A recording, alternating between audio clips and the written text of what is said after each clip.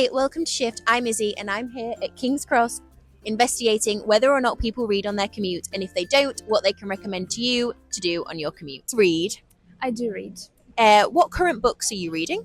I'm reading Call Me By Your Name. Would you recommend it to other people?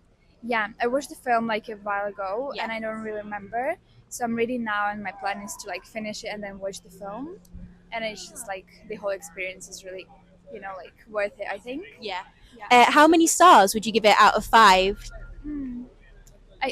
I'm not like done with it yet, but I think 4 At the minute? Yeah. Yeah. I feel like it's a bit boring. Like movie, I feel like movie was more like intense, obviously, Yeah. and book is like very slow. But we'll see. I'm not there yet. Would you recommend it to people, say, on a commute, like coming from somewhere else in England down to London? Would you say it's an interesting book for the journey, or would you maybe say read something else?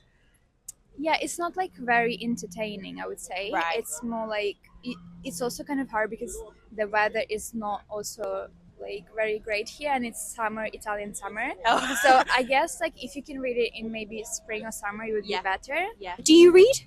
I do. What are you currently reading? Currently reading a book called Save the Cat. And what does that entail? It is a book about screenwriting. It's mostly dedicated to script writing for film and television, but it's really just about, the art of doing it and what you should be doing to do great scripts. Are you enjoying it? Very much so. Is it something that you are reading to progress a personal project, or? It's something that I've been thinking about for quite some time, but now just reading it for the fun. Would you recommend it to people coming down to London to read? I mean, if you ever were interested in writing a script, for sure. It's both fun and informative.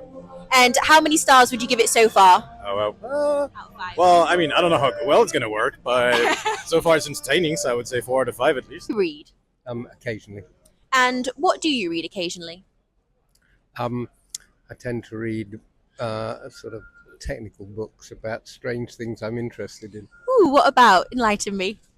Oh, maps, boat building. Boat building. When you go on the train or you commute somewhere, what would you say your go-to activity is? Sudoku. I always call it Sudoku. It could be Sudoku.